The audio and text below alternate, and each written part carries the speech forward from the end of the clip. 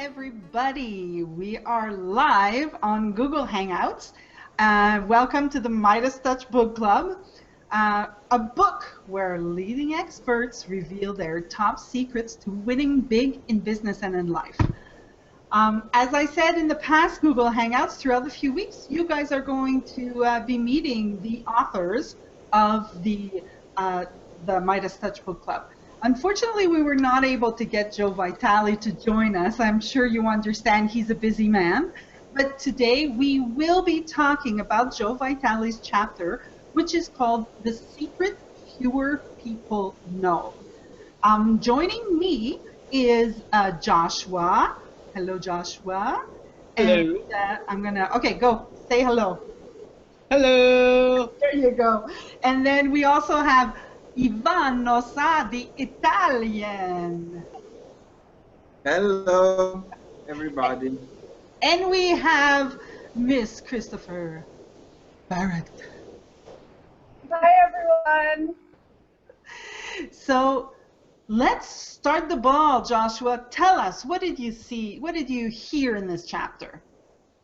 Well, Dr. Vitale's chapter really resonates deep within me. I think a lot of it has to do with what I'm having personally going on, but as I've read through his other books and read his stuff, it very much makes sense. I don't know how else to say it. It makes sense, and it's like one of those things where, duh, why didn't I think about this before? Why didn't this come to me before? Well, as I read this chapter, he's really talking about the way I saw it was perceptions in here. And you're seeing things every day, day in, day out of, most of it's negative. In the media, everywhere, it's just negative, negative, negative. And it's one of those things that we catch ourselves doing it, glass half empty, glass half full type of mentality type of deal. And a lot of people are going to that negativity part of it. And, I find myself, I slip down that path sometimes, and I go down there. And within this chapter, there was just this one little passage that I liked a lot here that I want to go ahead and share was, it says, most people don't think beyond themselves. That's where we get that negativity, coming into our brains and our ego and everything stepping in. We don't think beyond ourselves. That's fine for survival. You do need to take care of yourself. Obviously, we need to take care of ourselves. But the real secret to success is when you take care of others and yourself. When you get beyond your ego and beyond yourself, and you start thinking of others. And then what he goes on to say is, I'm really talking about a shift in perception. You might think that this is a mental operation that you'll never be able to do. It might seem like a foreign way of perceiving the world around you. I used to believe I couldn't think like this too. I remember 30 years ago listening to a marketing genius, Jay Abraham, say he'd walk into a gym and see 100 ways they could make more money. And then he'd just start rattling them off. So the way I see that is that as opposed to walking into something and you listen to the things going on as being just this negative, whether it's meant to be or not, will get drawn into that. The way I'm, approaching things, I think we all need to refocus, recenter ourselves, and allow ourselves to become ourselves. So in doing that, we can really start to perceive things differently. And perception is reality. It is what it is. Perception is reality. If you perceive things in that woe is me, the world is bad mentality, then it's a self-fulfilling prophecy. You're going to continue, and it's going to utilize the law of attraction and just continue to bring that in your world, and you feel the weight, and you're just going down. And then you change your perception. That glass isn't half empty or half empty, it's half full. And go further beyond that and say, what else do I can put more into this glass? I could fill it up. Things aren't bad. there's things to do, there's ways to do things differently, ways to get beyond yourself. And, the whole, talk of money, that's a big thing with everybody, And the way I'm seeing this too, again, I'm going a little personal on this, is that I've had to dig in deep and realize that I was afraid of financial success, that I believed that money was bad. One of the things that we're taught as kids, money is the root of all evil. No! The love of money is the root of all evil. But you get that in your head, and it's ingrained, and it's a program. We're programmed to think that way. We're programmed to believe that. And, this chapter stirred up so much within me that I thought I had out and gone, and it kind of came back in, and now I'm releasing it again. And I'm going to allow myself to, be in that more positive line, to think that, that really concept of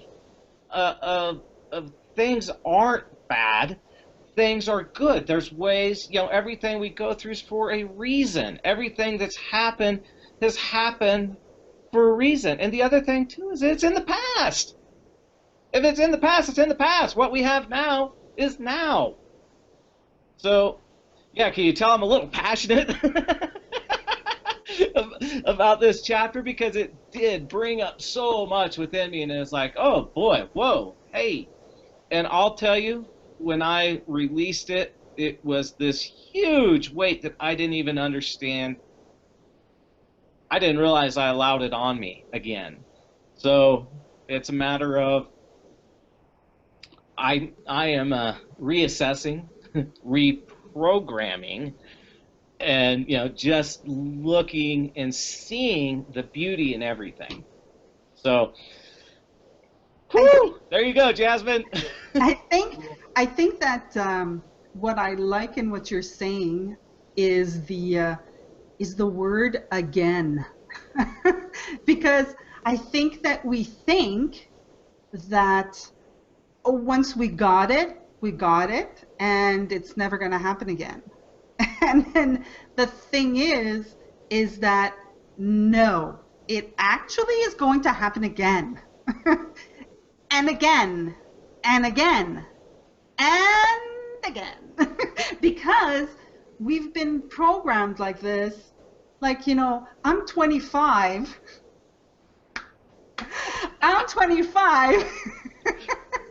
And I learned this.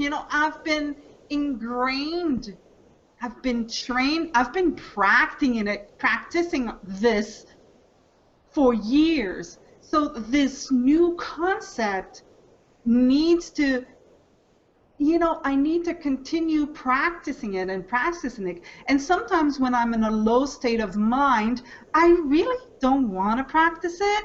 I would rather just stay in this, it's like less effort to just stay negative, you know what I mean?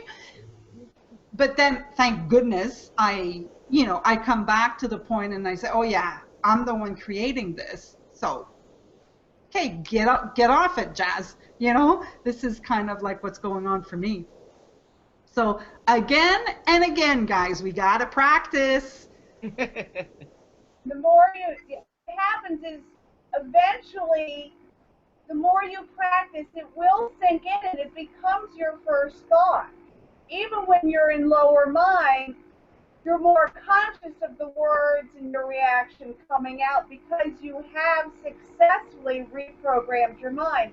And I want to put a plug in because, and I have a great story here.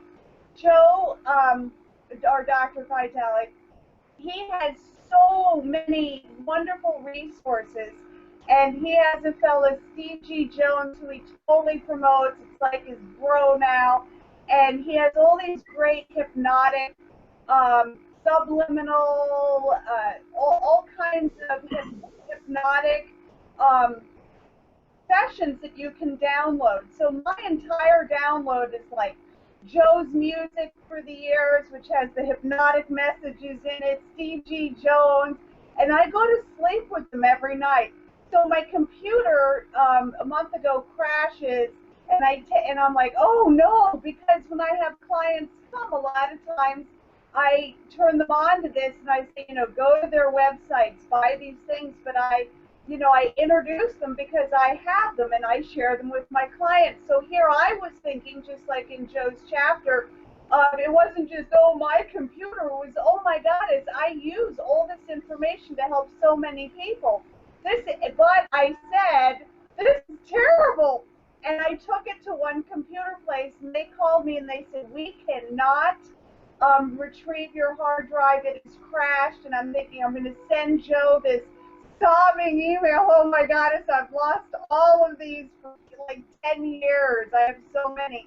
And they're like, your music, your iTunes. I said, I have no music. This is important stuff. This is for my clients. These are meditations. These are hypnotic sessions. Like, this is so important. And he goes, we can't retrieve it. Or we can, but it's going to start at the tune of $900. And I said, not in my universe.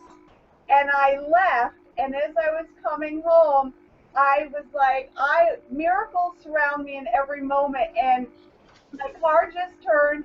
I went into this new place. They had just opened by right around the corner from my house. And I went in and I said, please, this is really important stuff and it helps many. Do you know that they called me? They said, no worries, we got it, $25. And so everything was completely restored. They did it, but it was just changing my reality. And one of my most favorite expressions that I use is not my universe. Like, you're going to have to wait 5 days. Not my universe. I expect miracles and they show up. I don't know how, but I know they do. And sure enough, everything shifts in that moment. So there are all different kinds of tools to help you reprogram your mind and become more discerning of the words that are coming out of our mouths, more or less our own perception. But we have to break a lot of our old perceptions of our experiences. And I mean, my inbox is always loaded with, oh, I can't make money in South Florida. And I'm like, what makes you think, if that's your reality, that you're going to make money anywhere? I said, money is energy, and money and abundance is everywhere. You've got to change your perception about it.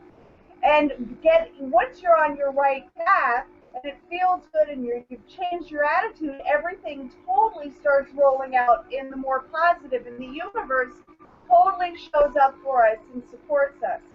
I wanted to read a little thing from Joe's chapter, and it says, feed it the positive, and you'll see, and then attract the positive.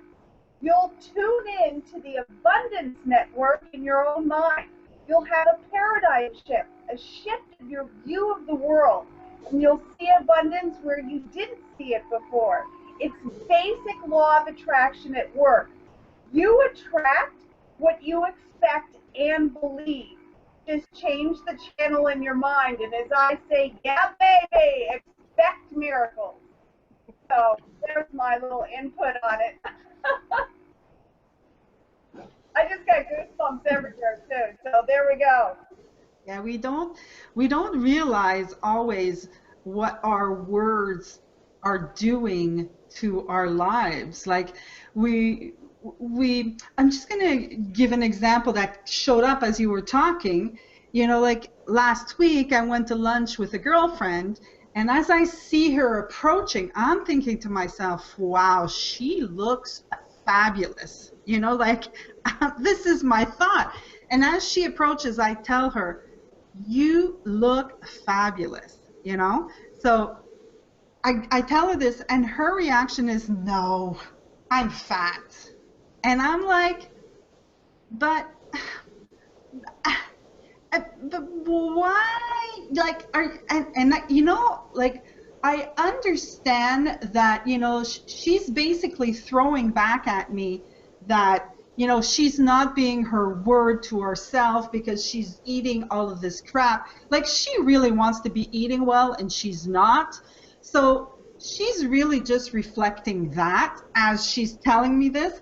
But what she's also doing, like, it's not a bad intention in her part to say that, but what she's also doing is, I'm giving her love and she's just like pushing it, you know, she's just pushing it back in my face, you know? And thank goodness I'm like awake to that kind of thing, so I can say, look, just please receive what I'm giving you. Is the only way that you're gonna get things is if you allow them to come in. If you keep pushing them away, then you can't really go out and start complaining that you got nothing, you know, because you're pushing stuff away. It's like, I don't know if it makes any sense what I'm saying, but that's what showed up for me.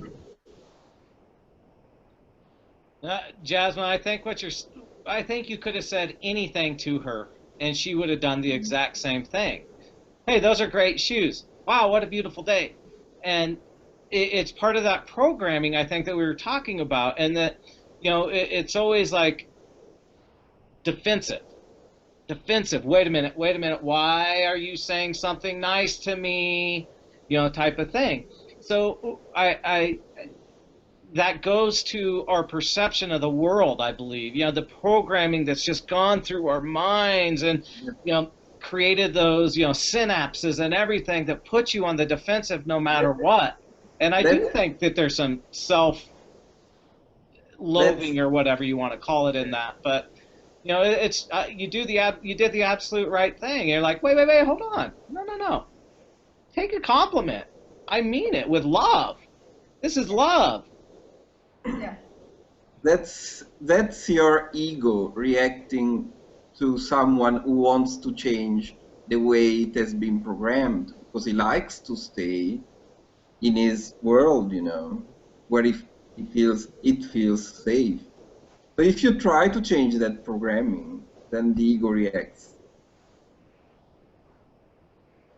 By the way, I wanted to add something to, if I may follow up what Joshua said. He referred to a sentence that was very important to me as well from the chapter. The real secret to success is when you take care of others and yourself. I think that this passage, if we see it in a wider way, it doesn't mean that you have to only take care of your friends, your colleagues, people you work with, or whatever. But it takes you to realize that you're a part of the universe and you're connected with everybody and everyone. So what it means to me, taking care of others, is feeling connected with everything and knowing that we are one. We really are one. So if we take care of ourselves and the others, it's the same thing, basically. So when you understand this point, you really have a shift, not in your mind, but in your conscience, you know. You become aware of something much bigger. And so this, it's like a jump. You know, you open a window in yourself when you understand this point. You start to see things in a different way and feel really a part of everything. So then it comes natural to take care of others, you know, because you are the others and the others are yourself. Absolutely. I think it goes right back to the ego that you were just talking about. You know, if your focus is to take care of yourself, then that's just the ego talking, is that we are all one, you know. as a universe, we're all one. So. Yeah, that's a little for me. Forward is going to be so much more expansive when you broaden your vision to being in service for others, as well as you have to take care of yourself. I've always been lopsided on the serve others and not serving myself as much. So you have to keep it in balance, but you have to, serve yourself so that you are well and of healthy mind and body and heart, so that you can expand out and really serve others. And once you start thinking about others, whether it's just the way they receive your information and sharing it, you have people that want to go in conflict. I teach all the time that everybody has a different perception of the same experience. It doesn't have to be a conflict, but that you can serve by honoring and allowing whatever that other person's perception of the experience is. So now you're removing yourself from conflict, you're honoring another, they take that forward and honor and so forth. If we did that, we'd have far less conflict, less ego, and we'd be more in service and more open and open-hearted to accept others' experiences and perceptions. And in that, we learn something that there is, we can look at it from all different angles, and that's Joe's point is in his chapters, to be able to look at things broader than your own vision.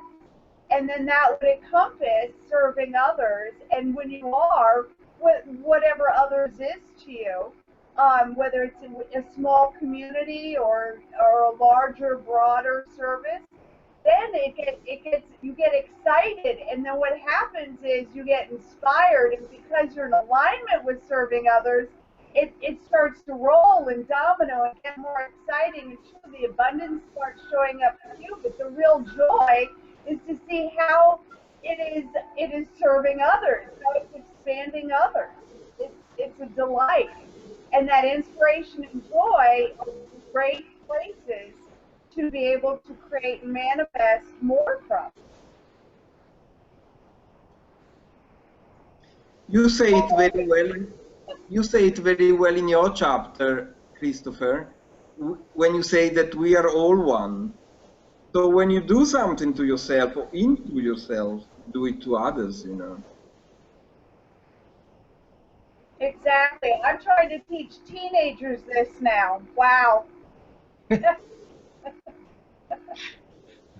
Well, what I've noticed for myself is because I start taking care of me, and I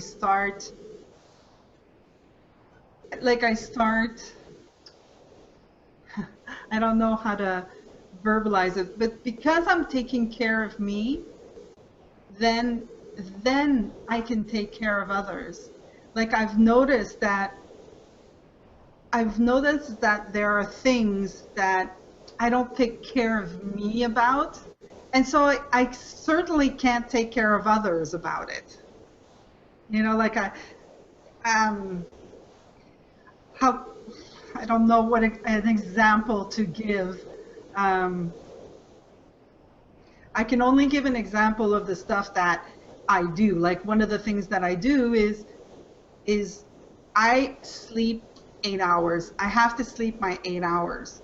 And when I find somebody who doesn't sleep, like for me it's 8 hours, but when I find somebody who doesn't sleep, I kind of like want to take care of them and make them understand that if they rest their body, they're going to feel so much better. Like that kind of thing that's showing up for me. You got to help me because I get about 6. Yep. Some people work great on shift. Jasmine needs 8. I think I'm an 8-hour person, but recently, no, it's 5 hours. I'm like, what am I doing awake? The sun hasn't even come up yet. So, but I honor that instead of fighting and going, oh, I need 8 hours. I'm like, well, maybe I'm rested. Maybe that's okay. Maybe I'm supposed to get up and write or love one of my animals more, or just be in a peaceful place of gratitude, you know. And I think gratitude is a great gift to give to yourself, you know, just to start the day and be in gratitude. Because people are like, well, what can I, you know, how can I better take care of myself? Well, dump the negative conversation in your own head and just replace it with gratitude. Your whole day will shift. It's funny, Christopher. I'll tell you that how I end my day and start my day every single day is, I love you, I am sorry, please forgive me, thank you. I fall asleep to that and I wake up to it, and it's something that really, even when I go through my ups and downs and my, you know, slipping back into my ego and stuff, I have never once gone away from doing that. And I've been doing that for a year and a half. I probably say it 10,000 times a day. I've said it on this conversation that we're having right now. I'm actually saying it as I'm speaking here in the back of my mind. And I will tell you, that's a form for me, a form of meditation, that I'm able to do like a cognitive awake meditation, and then I can really sink in and get a nice, good, solid meditation. And when I catch myself and my weight and my head and everything is coming down, I do that, and I believe it. And that's what I think is so important, that, you know, if you pray, you meditate, whatever you do, believe in what you're doing. When you say, I love you, I'm saying it to myself. I believe that. I'll tell you, I looked in the mirror for the first time in probably 3 months today. Like, really looked in the mirror and looked into my own eyes and looked into my soul. And I wondered, why have I not done this? I used to do this every single day. I looked in the mirror and I stood there and I looked deep into my soul and I said, I love you. I am sorry. Please forgive me. Thank you. It brings tears to my eyes, because it's one of those things is that I don't, Jasmine, this goes to what you're saying. We don't show ourselves enough love. If we have to love ourselves. And, you know, one of the things that I started getting a little worried about is I didn't want to be hypocritical, right? I don't want to be someone out there telling somebody, love yourself, meditate, pray, hug, laugh, live, enjoy. And here I am living in a dark corner, you know, with this weight over me, because I'm not doing that for myself. So I make that decision. Well, no, let me rephrase that. I allow myself to be loved by myself, and therefore by others, Yvonne, by others, and it makes it that whole symbiotic, universal love. But it's a matter of, when I'm telling myself, I love you, you know, please, you know, I am sorry, please forgive me, thank you. When you expand that out to the universe loves you. So, woo! My head's tingling. Joshua, I love that it's your back tape, because mine is too, with, you know, along with Diane's. But that prayer alone, it's so simple, and it is so powerful. It is the most powerful prayer. I've been doing it since it's been out. I don't know how long now, 7 years, 10 years, whenever Zero Limits came out. And absolutely love it. It has, during that time, I think right around the time I discovered it, I was in heartbreak, and it was the one thing. Apparently, we have a lot of commentating here. Sorry, everybody. We're on track. You can tell we're on track. Yeah, we're on track. She's our. Yep.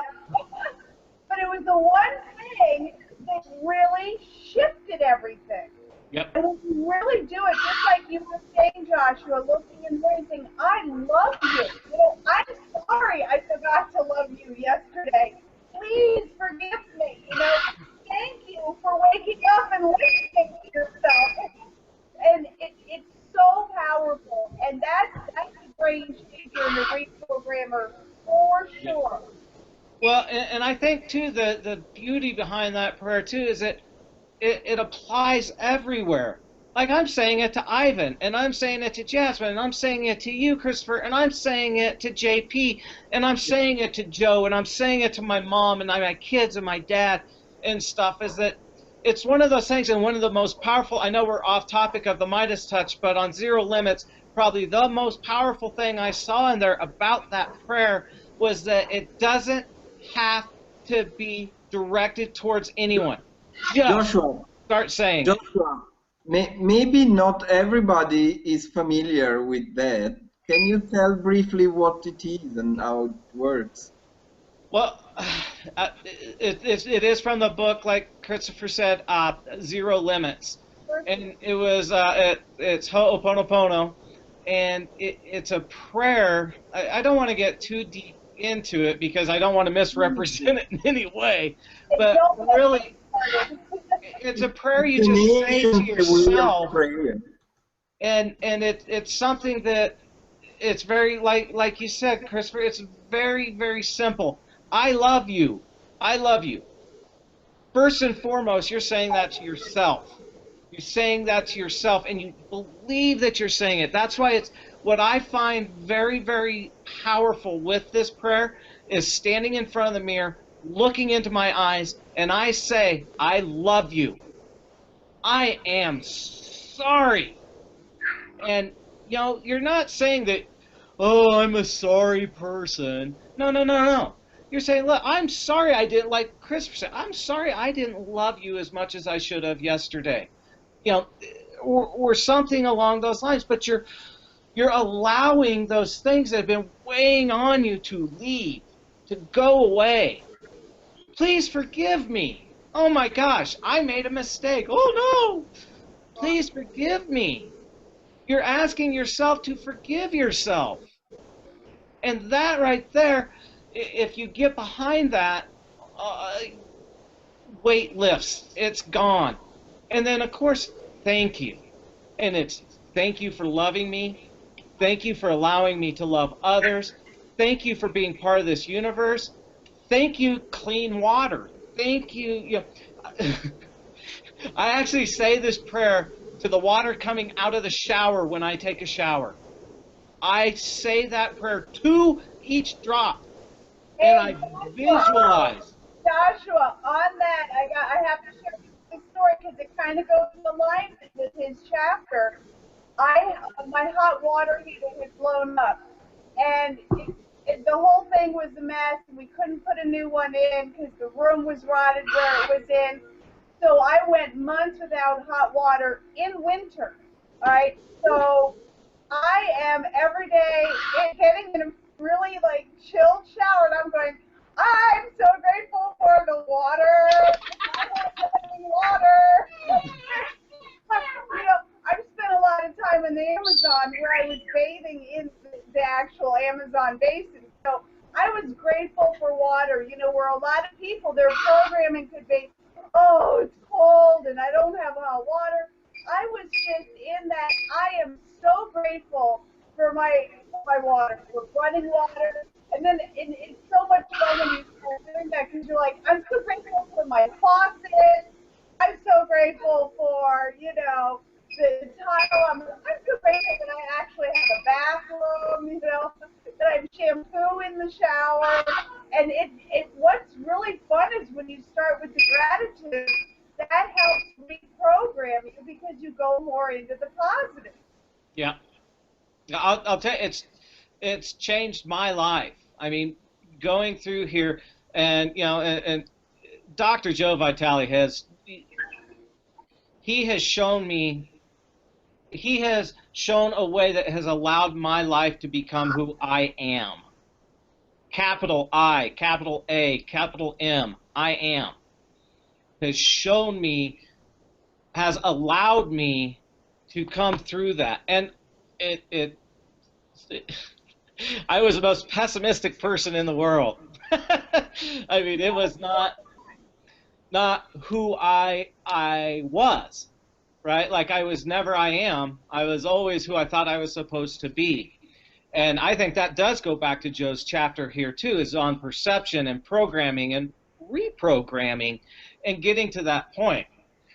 I have told, you know, my mom very particularly, I have told her that prayer to say, and I just told her, I go, just say it.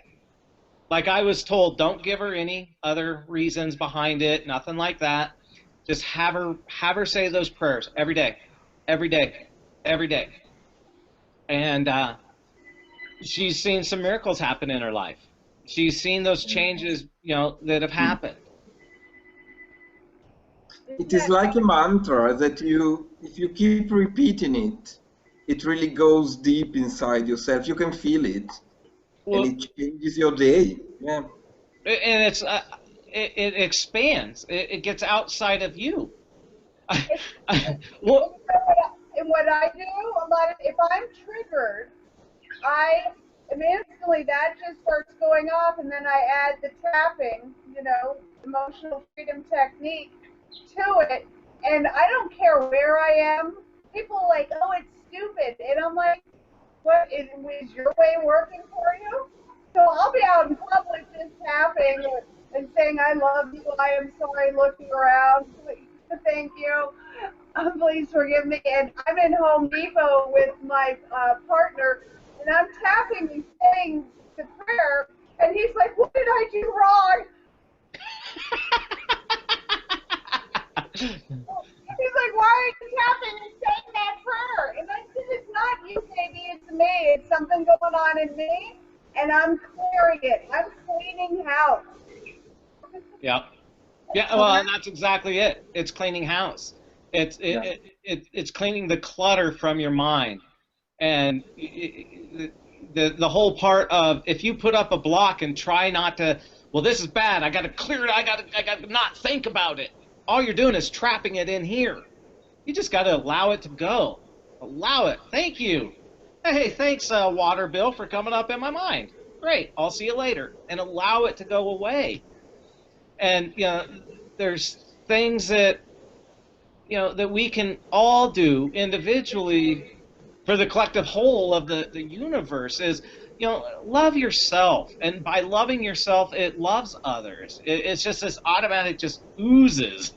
You know, I want to interject before I forget, Joshua. I love that you brought up like the water bill. So many people, when their bills come, they're like, oh, I have to pay this, I have to pay this. And when I pay mine, I'm like, I am so grateful to pay this bill because A, I have water, yay, or whatever it is. And then I say, in me paying it, I am also helping to pay somebody's salary so that they can buy maybe nice Christmas gifts for their children. It's like, I love that. So does Miss Percy. That is true. You can see everything from different sides, you know. It's our choice to be happy or not. You can tell I'm rarely happy, so. Well, I think that, you know, the part of the chapter that that Joe was talking about, that I liked in what Joe was talking about, is really about the perception. You know, I think that everybody knows the picture of the young lady or the old lady. Let me see if I can actually pop it here. I think I can pop it up. Here you go. On. There you go. Here's our lady. So do we see an old lady or do we see a young lady in this picture? So I like this. He says, because he says both types of worlds exist right now. The lousy economy one as well as the abundant economy one. I'm not denying that, but it's like an optical illusion. Depending on how you look, the image is either an old woman or a young woman. Reality itself is neutral. The question is, which view are you going to let program you? Which do you want to live in? So I think that, yeah, I mean, when I was 15, in my younger years, I would have like nightmares, like constantly. I remember being a kid, you know, I remember 7 years old, and I would still hop into my parents' bed, you know, to sleep the night away because I kept having bad dreams. And when I turned 15, I thought, you know, I think I'm going to stop looking at the newspaper and watching the news. And I don't, to this day, I don't watch news and I don't read the newspaper. And in my 20s and 30s, you know, my friends were like, why don't you watch the news? Like, why don't, like, and they were, it was like, it took me a while to accept that I was doing it. I don't know how to say it, but it was kind of like I was hiding that fact. Like if somebody would be talking about the news, I'd be, for some reason, I'd disappear. You know, like all of a sudden I wasn't there anymore, just in case somebody asked me my point of view. But the fact is, I now sleep. I don't need to listen to the news. I don't want that. I don't want to know the bad stuff that's going on. I want that abundance channel. I want that one. And that's why I love Facebook. I love Facebook because in my news feed, it's everybody that I chose, everybody that's talking about beautiful things and about love and about, you know, communication and about, that's what I love about. And that's what I speak about now. And I want everybody to get that, you know, whatever the words that are coming out of your mouth gives you your very next moment of being alive. Like, guys, get that, you know? Like when I hear somebody say, oh, this thing just killed me. I'm like, what? Stop it. What you doing? You know, it's like that's exactly, you're creating your life like that.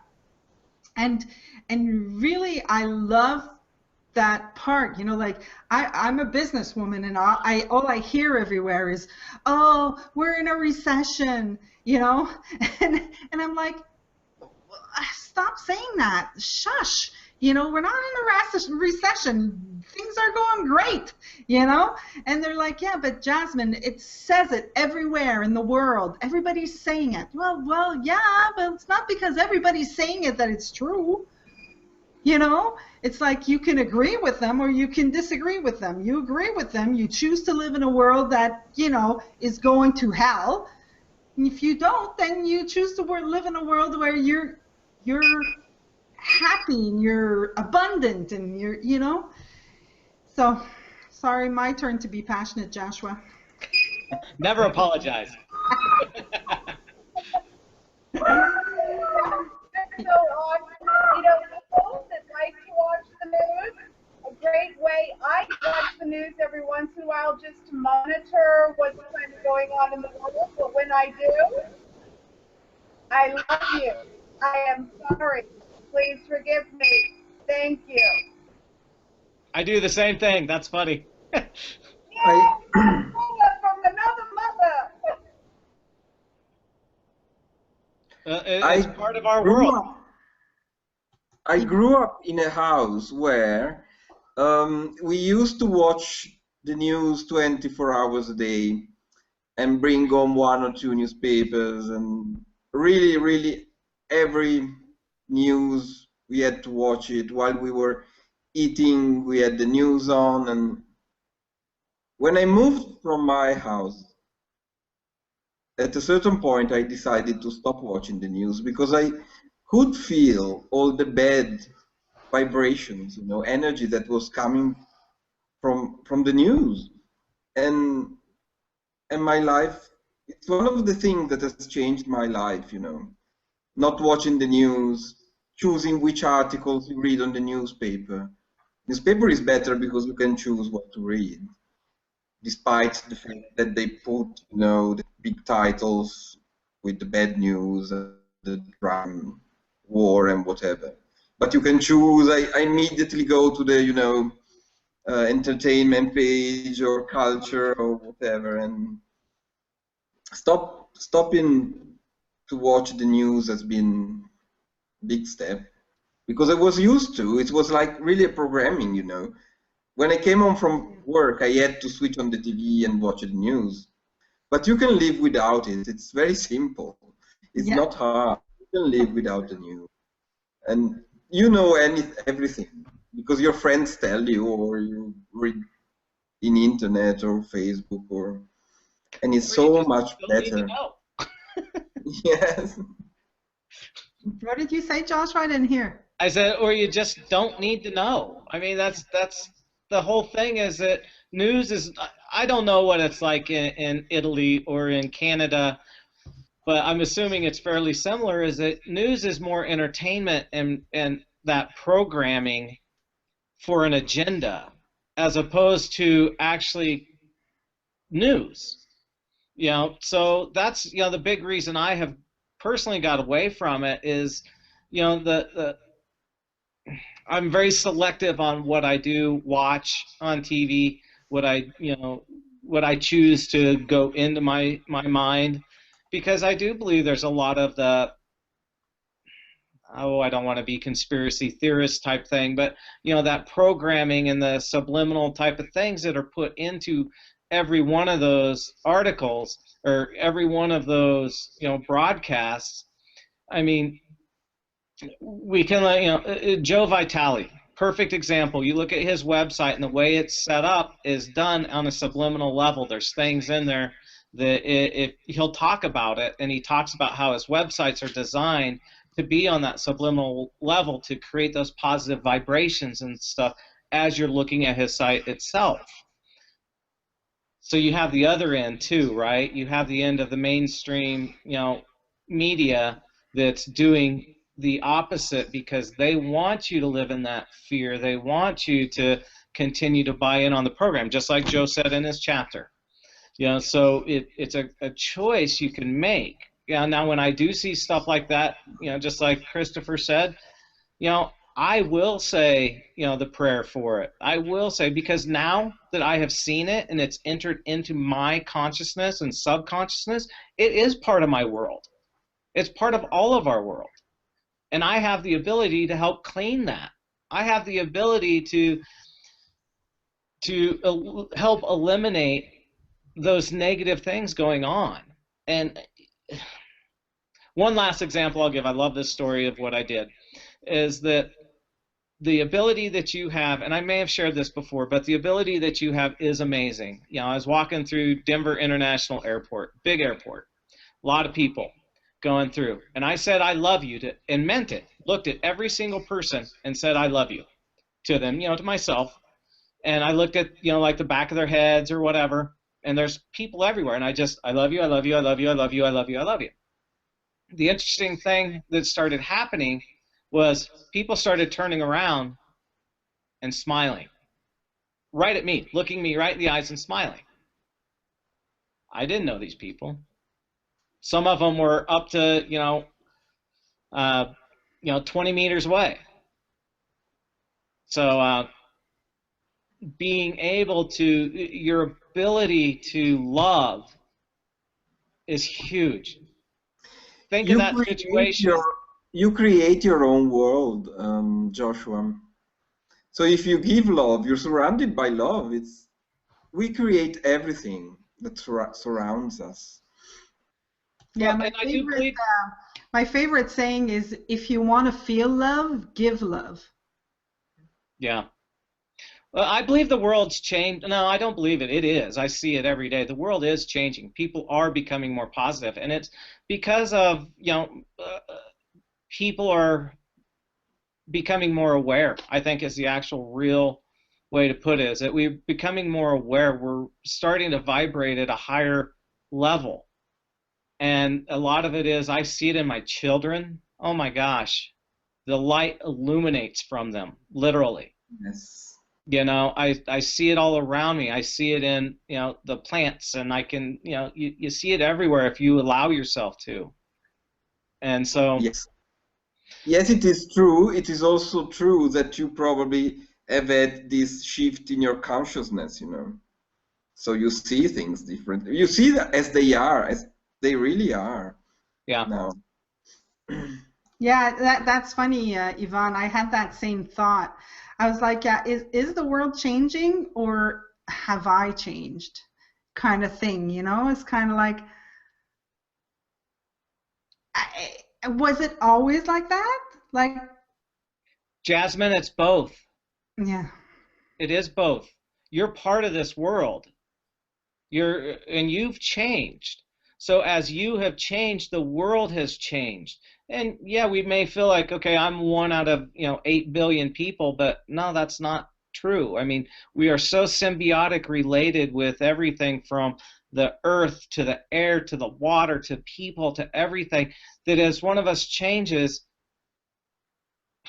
actually it's not even really changes, is as we become aware and as we become to where we're allowing ourselves to be I am, allowing ourselves to vibrate and resonate at that higher level, things are changing. It's when you go, is it me or is it the world or was it always like this? My personal opinion on that, it doesn't matter. That's not a question I need to ask. Yeah, it doesn't matter either. I really I get like in the last, I'm going to say last 2, maybe 3 years, I feel like I've plugged into me. Yeah. Very nice expression. Yeah. Yeah, it's kind of like, oh, tink, oh, look at that. No, that's how I'd react. That's how I want the world to be. Yeah. You're opening up. You're starting to see. You're starting to perceive things. The more you let light come into yourself, the more you will see the light that the world has to give you. It's everything is connected. It is true. It's hard to believe sometimes, but it is true. Yeah. So I feel like taking this opportunity. I don't know if Joe will listen to this hangout, but I want to say thank you, Joe, for giving us the opportunity to be part of this group and be part of this book, and for us to be able to meet. I think that I think it's totally awesome that I get to have these talks with people like you guys, and that we get to have Google Hangouts, and then we get to chat, and we get to create whatever we're creating.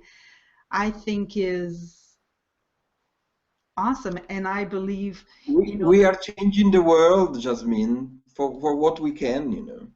Yeah, we're doing the best that we can, and I want to say thank you to Joe and Dan, because both of them were the ones who introduced us, basically. Yep. Yeah. Thank you, Joe. Thank you, Dan. I know you Thank watch you, this. Joe. Thank you, Dan. They are watching this. They are. I know they Thank are. you. They're paying attention to what's going on. And I think we need to not worry about growth. I don't think it shouldn't be something we are even concerned with in the least little bit. Time happens as it should. Things happen as they should. We need to make sure that we allow them to happen. We need Yeah. to allow it to be and not force things to be, but listen to when we're being told to do things. I mean, that's with everything in life. But I think particularly with our group here, I think it's awesome. And it is going to be, people are going to be watching this in 10 years right now and listening to what I'm saying right now and be like, oh my gosh, it's like a time machine. But it is going to be big. We are part of a big movement, I guess, so to say, that this is something that's going to develop. I see it, guys, I see it, and I've been shown it. Yvonne, when I talked about you being on stage with thousands and thousands of people and, talking and doing that, we're all going to be up there on that stage, and it's a worldwide stage. Yeah. We already are, but in a metaphorical sense, but in a reality, it's going to happen. Be ready, guys, because it's coming. Yeah, I'm sure of it. I agree. We will. It will be big. I know. We're going to be on a stage. All the authors. I see 42 or how many. Yeah, that we're going to be up there on that stage, and it's going to be the Midas Touch movement or whatever it's called. And Yes. the beauty of this is that we are helping ourselves and others. How's that for a nice tying it in there? Yes. We are. So guys, we're at the end of our hour already. I want to first of all say thank you for joining me. For those of you who are listening in, please make sure you liked our Facebook page, because we now have a Facebook page for the book. So basically just find the Midas Touch. When I edit this video, I'll put the link in so you guys can just click on it. I don't know if it's going to be there or there, but it's going to be somewhere around there. And or maybe at the bottom somewhere here. The other thing that I want to let you know, make sure that you get your copy of the book. If you want to talk to Mr. Ivan, you see his website here, ivannosa.com. If you want to see Mr. Joshua, positivecomment.net, and moi, theinspirers.com. So thank you all for joining.